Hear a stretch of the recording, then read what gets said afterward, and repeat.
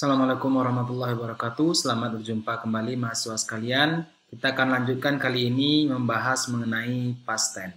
Baik, sebelum kita lebih jauh membahas mengenai past tense, pastikan Anda telah menonton video sebelumnya mengenai present tense dan juga basic understanding of tense. Baik, kita mulai saja.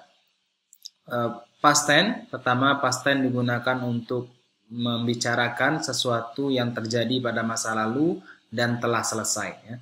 Talk about the past and completed action. Contohnya ada I work, I was working, I had work, atau I had been working.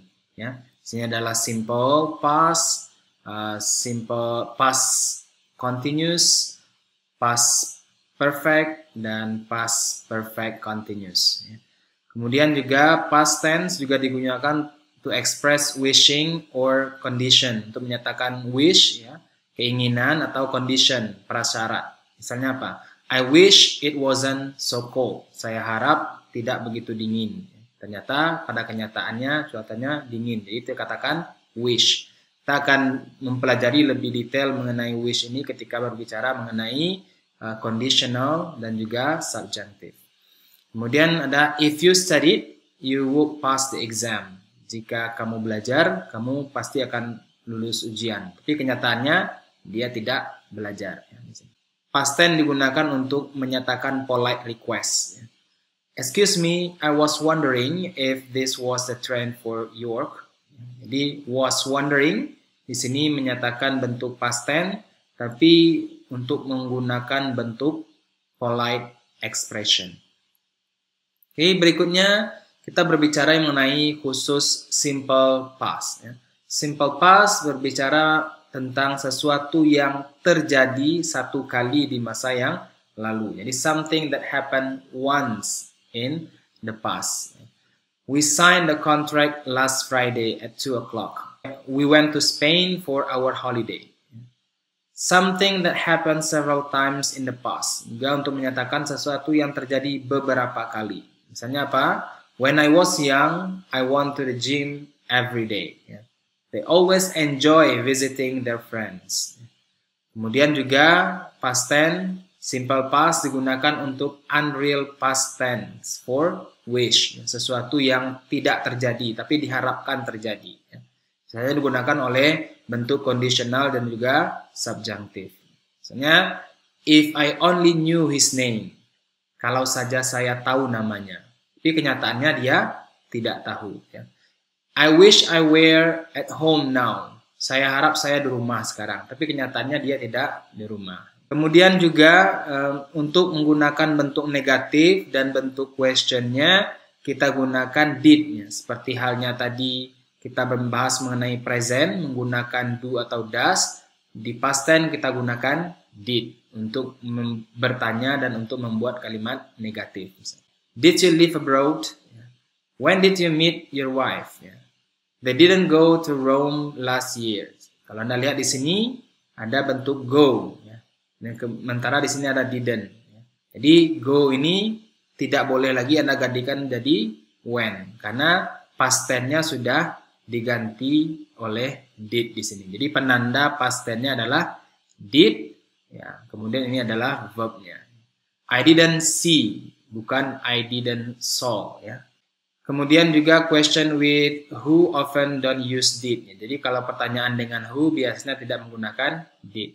Who discovered radio? Who wrote Hamlet? Oke, selanjutnya mengenai past continuous. Past continuous digunakan untuk menyatakan sesuatu yang terjadi pada waktu di masa lalu. Jadi ketika spesifik waktu di masa lalu, kegiatan lain terjadi. Misalnya, she was playing tennis with a friend. He was discussing production planning for the coming week. Kemudian juga digunakan untuk an action in progress at a certain time in the past. Jadi ketika di masa lalu, suatu kegiatan itu sedang terjadi. At 9:15, I was having breakfast. Jadi jam 9:04 saya makan pagi, ya. Jadi sedang makan pagi. Dia terjadi di masa lalu. Kemudian ada interrupted past action. Sesuatu terjadi ketika satu lain sedang terjadi. When he arrived, ya, ketika dia datang, I was studying the quarterly report. Kemudian ada to express repeated past action with cause irritation or annoyance. Untuk menyatakan sesuatu yang menyebalkan, sesuatu yang mengganggu. Ya. Misalnya, he was always trying to influence the personal director. She was forever paring her nail during the meeting. Ini untuk menyatakan sesuatu yang irritate atau annoyance. Past perfect digunakan untuk describe one past action happening before another past action. Untuk menyatakan sesuatu terjadi sebelum kejadian lain terjadi di masa yang lalu. Misalnya, the customer had left the shop by the time I found his order form. Pelanggan itu pergi dari toko ketika saya menemukan pesanannya.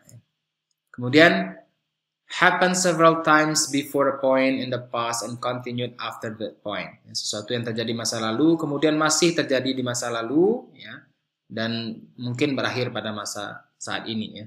He had written 3 books and he was working on another one. Ya. Kemudian reporting our experience up to the point in the past untuk menyatakan experience. My 18th birthday was the worst day I had ever had. Do not use the past perfect continuous with stative verb. Tidak gunakan bentuk past perfect continuous untuk bentuk stative. Up until that moment, I never believed in astrology. Kemudian ada past perfect continuous to describe a continuous past action happening before another past action. Jadi ada satu kegiatan yang sedang terjadi sebelum kegiatan lainnya dilakukan.